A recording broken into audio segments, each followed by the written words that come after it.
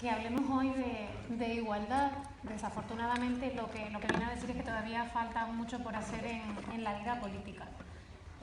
Europa ha sido pionera a nivel mundial en cuanto al sufragio universal de las mujeres. De hecho, este año se cumplen 110 años de que se permitió ese sufragio universal en Finlandia.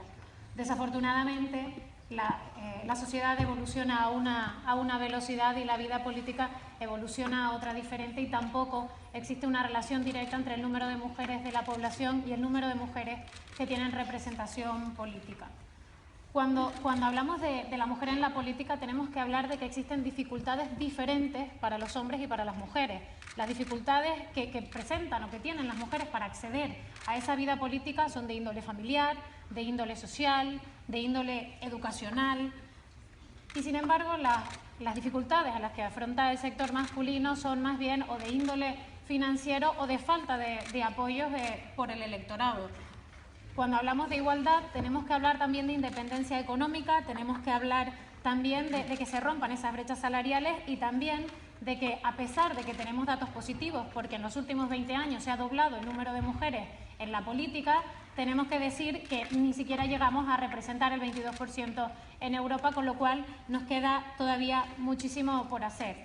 Desde aquí también quiero lanzar un agradecimiento a esas mujeres pioneras que han entrado en la vida política, porque han hecho que personas como yo hoy lo tengamos un poco más sencillo. En el report se habla de cuotas como esa herramienta indispensable.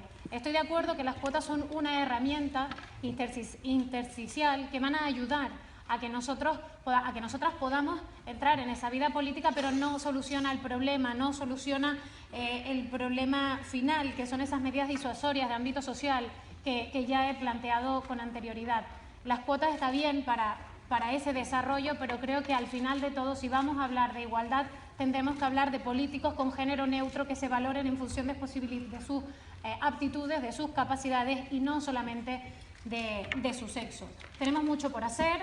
Es necesario hablar de la compensación o de los permisos de paternidad y de maternidad que sean igualitarios. Es necesario ir un paso más allá. Es necesario hablar también de los horarios o de ese voto telemático para aquellas personas, para aquellas políticas que estén en una baja de maternidad.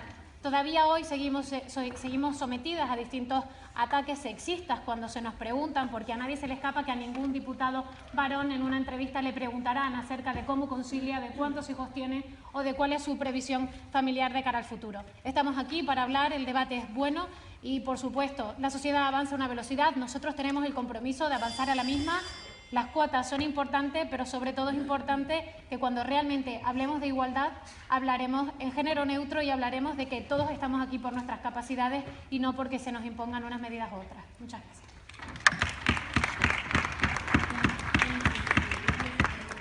Bien, muy bien.